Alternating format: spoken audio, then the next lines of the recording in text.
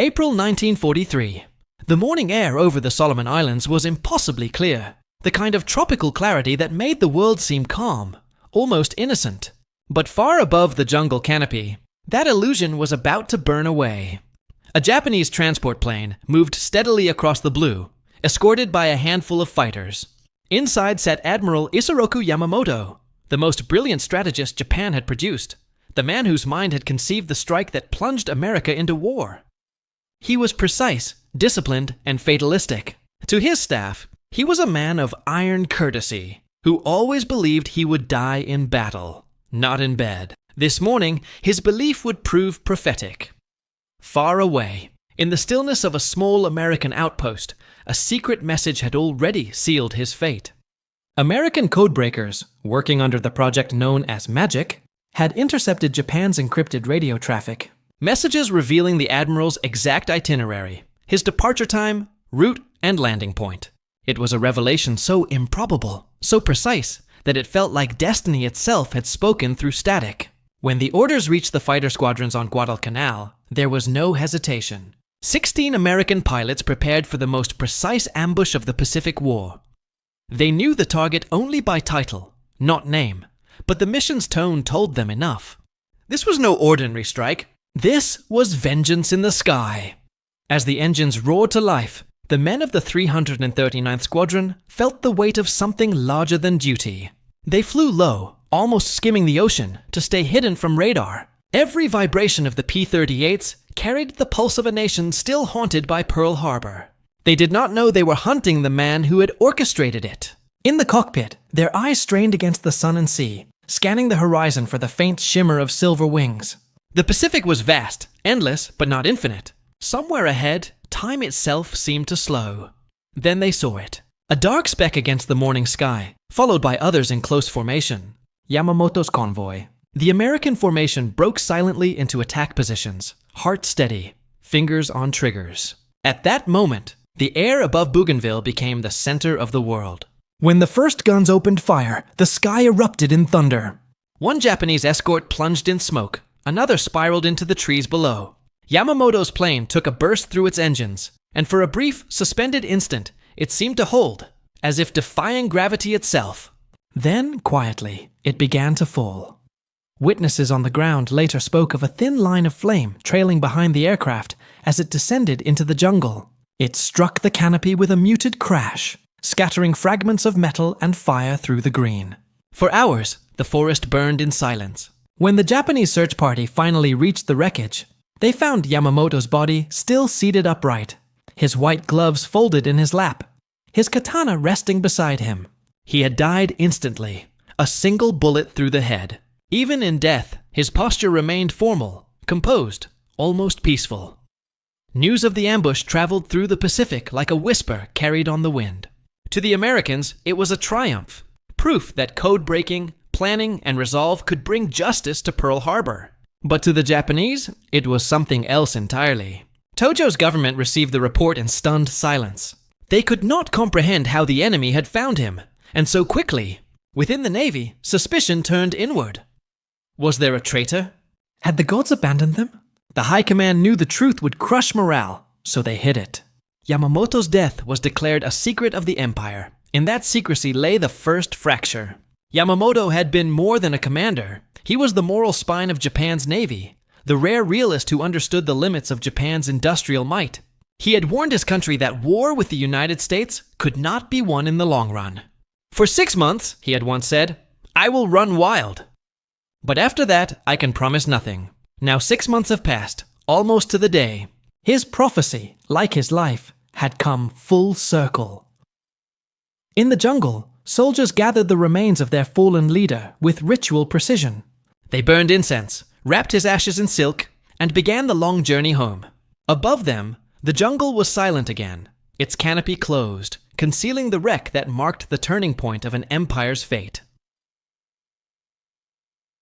By evening, the Pacific sky was streaked with crimson. The men who had flown the mission returned to base exhausted, hollow, and unsure of what they had truly accomplished.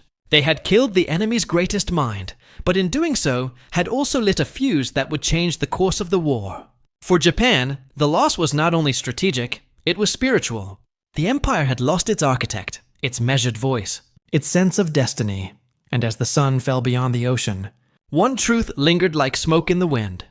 When the gods of war fall from the sky, even empires tremble. The telegram arrived in Tokyo under strict cipher, its words cold, brief, and devastating. The admiral's aircraft had failed to return. The jungle of Bougainville had claimed him. In the polished corridors of the Imperial General Headquarters, no one spoke at first. The men who read the message understood instantly what it meant, though their lips refused to shape the words. One of them, an aide with trembling hands, carried the paper to a locked chamber, where Prime Minister Hideki Tojo and the senior naval staff were gathered. There, behind closed doors, Japan learned it had lost its greatest sailor. The silence that followed was absolute, a silence that seemed to fill the entire capital. Tojo's expression did not change, yet something behind his eyes flickered and died. He had built a war on Yamamoto's confidence, on the admiral's cold genius and precision. Now that anchor was gone. Around the table, men of rank stared at one another, the hum of a single electric fan the only sound. For a long moment, no one dared to break the stillness. Finally, Tojo spoke. His words were measured, ritualistic. "This news," he said quietly, "does not leave this room." And so, the lie began. The lie of survival. Outside, Tokyo moved on, unaware. Cherry blossoms drifted across the Imperial Palace moat, and factory sirens signaled the next shift for workers producing aircraft that would never match the enemy's speed. In offices across the Navy Ministry, men worked beneath portraits of the Emperor, still believing their fleet was guided by the steady hand of its admiral. Yet inside those same walls, grief took root. In private, senior officers bowed before Yamamoto's photograph, lighting sticks of incense as if before an altar. Some wept. Others, harder men, clenched their fists and vowed revenge. But all shared a single, unspoken fear. Without Yamamoto, who would speak with the Emperor's ear? For years, Yamamoto had been more than a strategist. He was a symbol of restraint in a nation drunk on destiny. He alone had dared to tell Tojo that war with America would be a gamble Japan could not afford. He had warned that Japan's industry could not outlast the United States' vast production. Yet he had also believed in honor, in duty, in the samurai's path. That contradiction, brilliance tied to fatalism, had defined him. His death left a void not only in command, but in conscience. Within the Navy, factions quickly surfaced. Younger officers demanded bold retaliation, an all-out offensive to avenge their fallen commander. Senior staff urged caution, afraid that reckless moves would expose Japan's growing weakness. The meetings grew heated, words edged with desperation. What had once been Yamamoto's balance between pride and prudence dissolved into rivalry. In every whispered argument, one truth lingered. The fleet had lost its father. At night, lights burned late in the offices of the Naval General Staff. Documents were rewritten to mask the loss. Memos were issued under Yamamoto's name to maintain the illusion of his continued command. His death would not be announced for weeks. The deception was not born of cruelty, it was born of fear. The government feared what the truth would unleash. Panic in the ranks, despair among sailors, and doubt within the emperor's heart. In a war sustained by myth, even grief had to be managed. Meanwhile, the emperor himself was told privately. Witnesses later recalled his quiet reaction. A long pause, a single nod, a gaze lowered in silence. He had trusted Yamamoto as few others, relying on him to translate military ambition into something resembling reality. Without him, that bridge between imperial dream and military reason collapsed into the sea. The emperor gave no public order of mourning, no visible sign of sorrow. The machinery of the empire could not afford sentiment. But, in the stillness of the palace, courtiers noted that His Majesty's walks in the garden grew longer, his steps slower. As days passed, the burden of secrecy became unbearable. Officers carried their grief like a hidden wound. Some drank heavily. Others prayed. A few wrote farewell letters, convinced that Japan's fate had been sealed in that one burning crash in the jungle. Still, they worked, signing papers, drafting plans, pretending that command remained whole. It was the performance of endurance, the art of denial perfected by the empire. By late spring, Tokyo's air raid drills grew more frequent, and distant explosions from the Pacific reached the edge of hearing faint, ghostly reminders that the tide was turning. Within the general headquarters, Tojo tightened his grip on the army. forcing obedience through fear rather than conviction. The Navy, once confident and independent, fell silent. The loss of Yamamoto was no longer merely a death. It was a vacuum, a moral implosion that pulled at every decision to come. In the heart of the capital, a single photograph of the admiral stood framed on a desk, surrounded by wilting flowers. His eyes, caught forever in black and white, seemed to look past the present, towards something no one else could see. Those who came to pay respects said nothing. They simply bowed, turned away, and stepped back into a world suddenly unmoored. For Japan's high command, the silence was not peace. It was the echo of an empire that had begun to lose its voice. Across the ocean, in a modest operations room on Guadalcanal, American officers gathered around a single message that confirmed what their pilots already knew. Admiral Isoroku Yamamoto was dead. The mission had been executed with surgical precision. Operation Vengeance, as it was called, had turned intelligence into retribution. In Washington, officials received the news with grim satisfaction. They did not boast. They did not gloat. But in the quiet halls of the Navy Department, men who had lived through the smoke of Pearl Harbor felt the weight of justice settle like dust after a long storm. Yamamoto's death was more than the loss of an enemy commander. It was the symbolic reversal of humiliation. The moment America proved it could strike back with intelligence, not just might. Newspapers would not learn the full story for months, but word seeped through the ranks of airmen who had flown the mission. The pilots were told to keep silent, and they did. They carried their secret like a medal unseen, one that marked not triumph, but a grim understanding of the war's new age. A war where machines hunted men by radio signal, where the boundaries of honor had become blurred by encryption and deception. Operation Vengeance had opened a door to modern warfare, and behind it lay a truth both sides would soon share. The greatest weapons of this conflict were not made of steel, but of secrets. In Tokyo, those secrets became a lifeline. The message confirming Yamamoto's death arrived like a ghost through the cables of the Naval Ministry.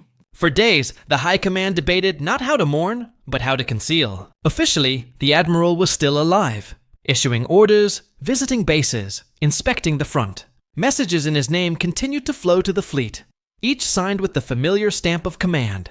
Staff officers crafted reports describing his tours through Rabaul, his inspections of airfields that no longer existed. The deception grew elaborate, precise, a puppet show designed to keep an empire believing its leader still guided them. For the men in the field, confusion turned to rumor. Sailors aboard carriers spoke in whispers that the admiral's plane had vanished, that he had been taken by the sea, that the gods had struck him down for pride. Some believed the Americans had summoned spirits to find him, that divine punishment had fallen for Pearl Harbor. The superstitions of war, once dismissed by rational officers, now filled the void left by truth. Faith became a substitute for leadership. Inside the press ministry, Tojo's government tightened its grip on information. Censorship committees worked through the night, blacking out words, silencing correspondence, rewriting dispatches to preserve the illusion of control. The public, already weary from rationing and nightly air raid drills, was fed only victory bulletins and images of calm leadership. Posters proclaimed the emperor's divine protection, while whispers of defeat spread through the black markets and narrow alleys. The state's greatest battle was no longer fought in the Pacific. It was fought in the mind. Yet even within the fortress of secrecy, cracks appeared. Junior officers began to question orders signed in Yamamoto's name. The phrasing was wrong, the tone too harsh. His presence, once felt even in his absence, seemed to fade. In letters home, some sailors wrote that the admiral's spirit still watched them from the heavens. Others no longer believed at all. Morale trembled like a candle in the wind. The illusion could not last forever. Weeks passed before the government finally released the truth. The announcement was delivered with ceremonial precision. Admiral Isoroku Yamamoto, Commander-in-Chief of the Combined Fleet, had fallen in battle, fulfilling his duty to the Emperor. Newspapers printed his portrait framed in black. Schoolchildren bowed before his image. The truth had been recast into legend, a sacrifice offered to the nation's endurance. His death was no longer an ambush. It was destiny fulfilled. The High Command had turned defeat into myth, loss into fuel. On the day of his funeral, Tokyo wore its grief like armor. Along the streets, banners of mourning hung beside flags of the rising sun. The ashes returned from Rabaul were carried through the city under heavy guard. the procession moving past crowds who wept openly, some from faith, others from exhaustion. In that carefully orchestrated spectacle, Japan found not consolation, but control. Every bow, every tear, every note of the funeral march was part of a larger choreography, a performance to convince a weary empire that its cause still held divine purpose. But behind the ceremony, the men of the naval staff knew what it cost to sustain that illusion. Each false message, each altered communique, each moment of silence widened the distance between the war they claimed to fight and the war they truly fought. It was not cowardice that drove them to deception, it was necessity. To admit the truth would mean acknowledging the unraveling of faith itself. When the final salute echoed through Tokyo's gray sky, the officers bowed in perfect unison. Yet in their hearts, something fragile had broken. They had learned what every empire learns too late, that the hardest battle is not against the enemy, but against the truth one dares not speak. In the weeks that followed Yamamoto's funeral, the Imperial Navy faced a silence heavier than any bombardment. The war machine still moved, ships deployed, orders circulated, operations continued. Yet beneath the precision of bureaucracy, something essential had gone still. The man who had once balanced ambition with restraint was gone, and in his absence, the sea itself seemed to darken. Into that void stepped Admiral Manichi Koga, a career officer, austere and methodical, chosen less for inspiration than for his steadiness. He was the kind of man empires turn to when the dream begins to falter. Cautious, dutiful, loyal to a fault, Koga was no visionary. He lacked Yamamoto's charisma, his gambler's instinct, his ability to command loyalty through presence alone. Where Yamamoto had moved like a chess player, anticipating, daring, Koga moved like a bureaucrat, deliberate and rule-bound. Yet in the eyes of the high command, that was precisely what Japan needed. Not brilliance, but order. His appointment was announced with a solemn ceremony, the empire's flags fluttering in humid air. Beneath the formality, there lingered quiet unease. Every officer knew the unspoken truth. Koga was inheriting not just command, but comparison. When Koga first addressed his staff, he spoke without flourish. He promised to continue Yamamoto's mission, to defend the emperor's realm with unyielding devotion. But even as he spoke, his voice carried the weariness of a man who understood the scale of his inheritance. The fleet he commanded was no longer the one that had swept across the Pacific. American production now outpaced Japan's by a margin that numbers could scarcely convey. Oil reserves dwindled, pilots were scarce, and new ships left the docks slower than the old ones were sunk. Koga saw these truths with painful clarity, yet to speak them aloud would be treason to hope. He ordered new defensive lines to be drawn across the Central Pacific, anchoring Japan's strategy around the Philippines and the Marianas. No longer would the Navy strike outward in grand offensives. It would wait, conserving strength for the decisive battle that the war's ideology demanded. To many officers, it felt like retreat wrapped in rhetoric. The Navy's pride, once measured in expansion, was now measured in endurance. And endurance, in Japan's military culture, was often mistaken for victory. Beneath this strategic recalibration, the spirit of Yamamoto still haunted every meeting. His photograph hung in conference rooms, his maxims quoted in briefings. Pilots invoked his name before flying. Some captains carried small portraits of him in their cabins, treating the dead admiral as a guardian spirit of the fleet. For others, his memory became a burden, a standard no living commander could meet. When Koga issued orders that contradicted Yamamoto's earlier doctrines, dissent stirred quietly beneath the surface. The admiral's ghost had become a second chain of command. Meanwhile, the relationship between Japan's army and navy deteriorated into open suspicion. The army demanded resources for the defense of China and the Burmese front, while the navy begged for fuel and steel to hold the Pacific. Meetings between staff officers grew tense, voices raised in frustration masked as formality. Each side blamed the other for the war's setbacks. Koga, though loyal to the emperor, found himself trapped between competing empires within the empire, one ruled by soldiers, the other by sailors, both too proud to yield. The unity that Yamamoto had preserved through sheer authority began to unravel thread by thread. In his private quarters, Koga worked long into the night, poring over charts illuminated by a single lamp. He wrote meticulous reports to the imperial palace, assuring that morale remained high, though he knew it was not. In his letters to subordinates, he urged restraint and prudence. Yet in the eyes of the younger officers, this prudence looked like weakness. They longed for the audacity of Yamamoto, the man who had dared to strike Pearl Harbor and shake the world. Koga's caution could not inspire them. It could only sustain them, and even that, barely. By late 1943, Japan's industrial pulse had slowed to a nervous flutter. The steel mills in Honshu worked under constant air raid alarms. Submarines stalked the convoys that brought oil from the Dutch East Indies. Factories once humming with optimism now echoed with shortages and silence. And still, the propaganda spoke of divine favor, of the emperor's unbroken will. Koga understood the lie, but he also understood its necessity. To admit the truth would be to announce that Yamamoto had been right all along, that Japan's war was unwinnable. He aged quickly in those months, his hair graying, his eyes deepened by fatigue. He carried Yamamoto's photograph with him aboard his flagship, often staring at it for long moments before meetings. Witnesses recalled him once murmuring, "You left me the name of a god, and the ruin of men." Whether he meant it in bitterness or reverence, none could tell. By the time Koga set his plans for the Philippines, he was no longer merely commanding a navy, he was presiding over a faith in decline. The empire that had once seemed eternal now felt fragile, its victories receding into memory. The men around him still saluted, still obeyed, but their eyes betrayed something deeper, the dawning recognition that history was shifting beyond their control. In the stillness of his cabin, the Admiral folded Yamamoto's photograph into his diary and closed the cover. Outside, the sea was calm, deceptively calm. Somewhere beyond the horizon, an American fleet was gathering, vast and silent, like the future itself. The man who replaced a legend had inherited not his glory, but his shadow. And beneath that shadow, even the strongest command could not stand forever. By the beginning of 1944, the Imperial High Command no longer spoke of victory in practical terms. The maps that once charted conquest now measured retreat.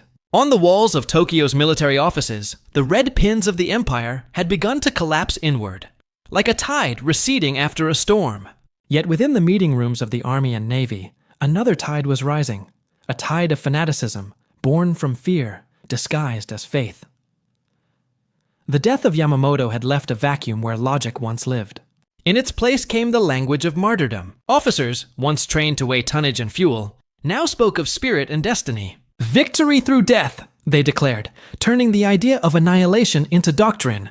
The decisive battle, a mythical engagement that would supposedly destroy the American fleet and redeem the empire, became the new gospel. No one could define when or where it would happen, but everyone was ordered to believe it would. Admiral Minechi Koga, weary but obedient, tried to hold this rising zeal within reason's grasp. He reorganized the fleet around the Marianas and the Philippines, knowing they would be the next battlegrounds. His plan was cautious, a defensive posture designed to bleed the Americans until Japan could negotiate peace. But to the zealots in Tokyo, such thinking was heresy. The army demanded aggression. The navy demanded sacrifice. The emperor's advisors, trapped in a cycle of delusion and devotion, endorsed both. No one dared speak of surrender. In a world governed by divine mandate, reality had become treason. In the corridors of the Imperial General Headquarters, conversations turned morbid. Younger officers spoke openly of Gyokusai, the shattered jewel, the idea that death in battle was preferable to survival in defeat. It was a phrase that turned tragedy into virtue, and it spread through the ranks like a contagion. By then, Japan's pilots had already begun to experience the hopelessness that would one day give rise to the kamikaze.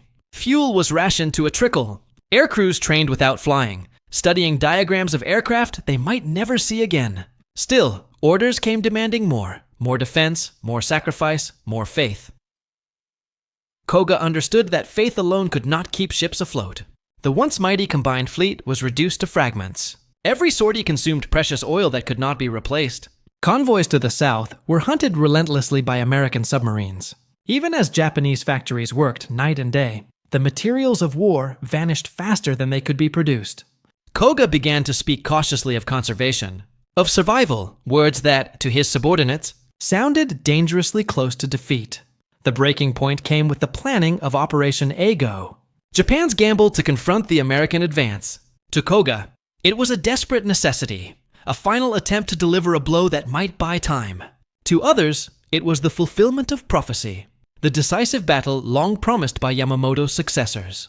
They would meet the enemy in the open sea, destroy his carriers, and restore divine balance. But behind the speeches and ceremony, the operation was little more than faith drawn on paper. Japan lacked the aircraft, the fuel, and the pilots to make it succeed. During those months, Koga's private demeanor grew darker. He confided to aides that Japan's war had become one of emotion, not reason, a contest of wills already decided by arithmetic. "We are throwing lives into the sea," one officer wrote in his diary, "hoping they will become waves strong enough to turn the tide."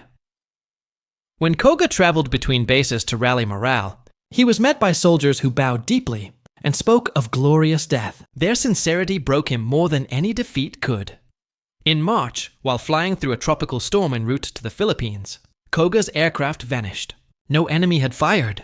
No battle had begun. The winds had simply torn the plane from the sky. When wreckage washed ashore days later, the irony was bitter.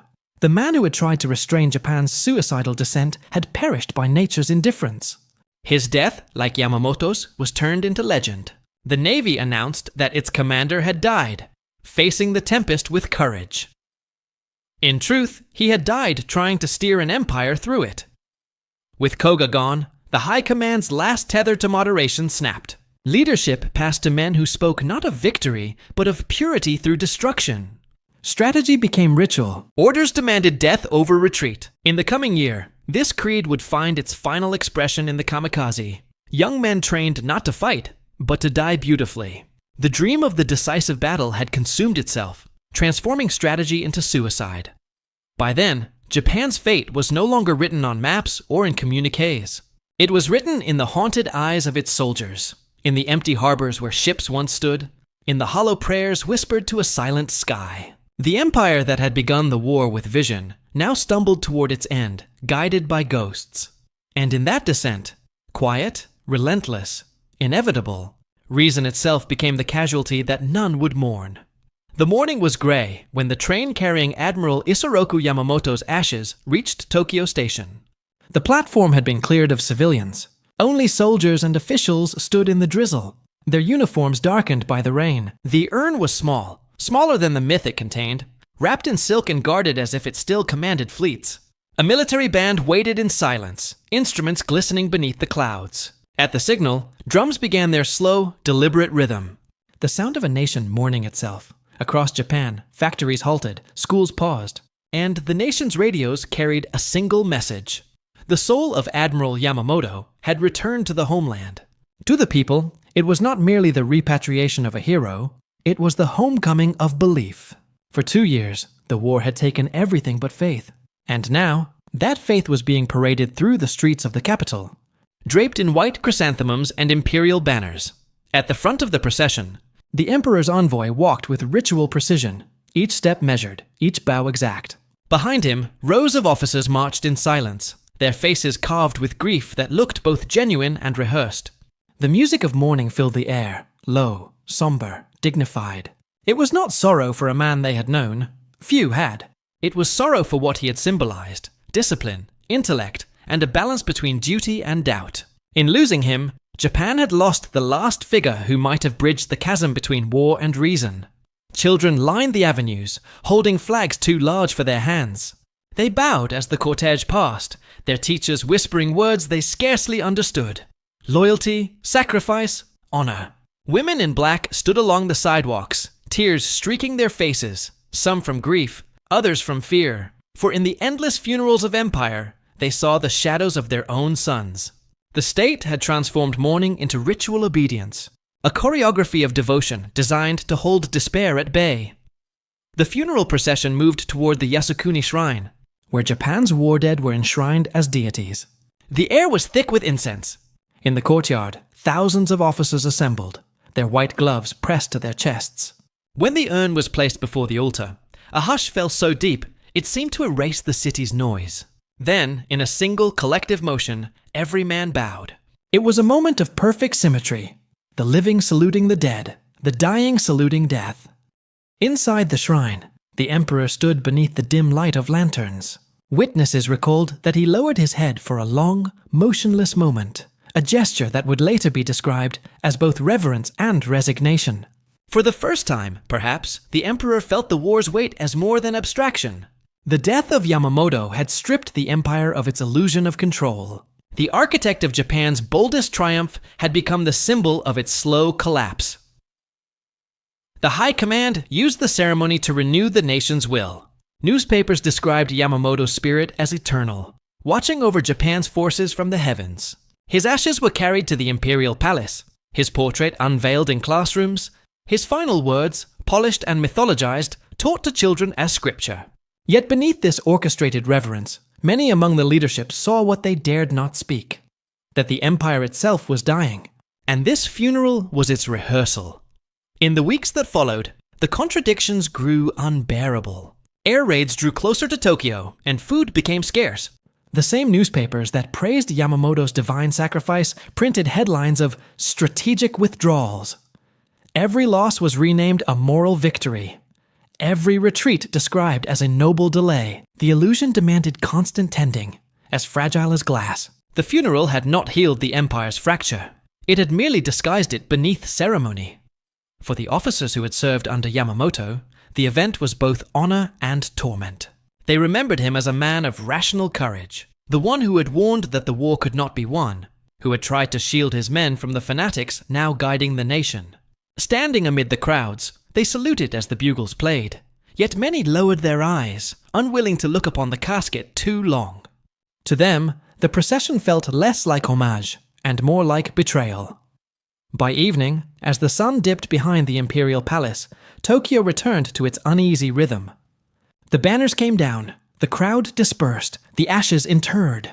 In the quiet that followed, the city seemed older, emptied of something sacred. For all the speeches and solemn bows, no one felt renewed. The pageantry had done its duty. It had masked despair with reverence, wrapped disillusion in the colors of faith. But beneath the polished surface of the empire, cracks widened. In the coming months, those cracks would spread from palace to harbor, from battlefield to home. Yet for one gray day in Tokyo, the nation pretended that it still believed. The drums faded into silence, the incense smoke rose into the damp air, and the image of Yamamoto, calm, unflinching, eternal, lingered like a ghost above a nation unable to bury the truth. For in the empire's most magnificent funeral, Japan did not mourn a man. It mourned the last illusion that it could still win. By the summer of 1945, Japan's empire had been reduced to an echo. Cities once alive with banners and drums now lay in ruins. Tokyo, Osaka, Yokohama, their streets flattened into plains of ash. The hum of the factories was gone, the harbors filled with wreckage, and the sky that once carried fleets now carried only bombers and silence. The dream of divine destiny had burned away, leaving only endurance. And in that final season, even endurance began to fade. The men who had commanded the empire's fleets were old before their time.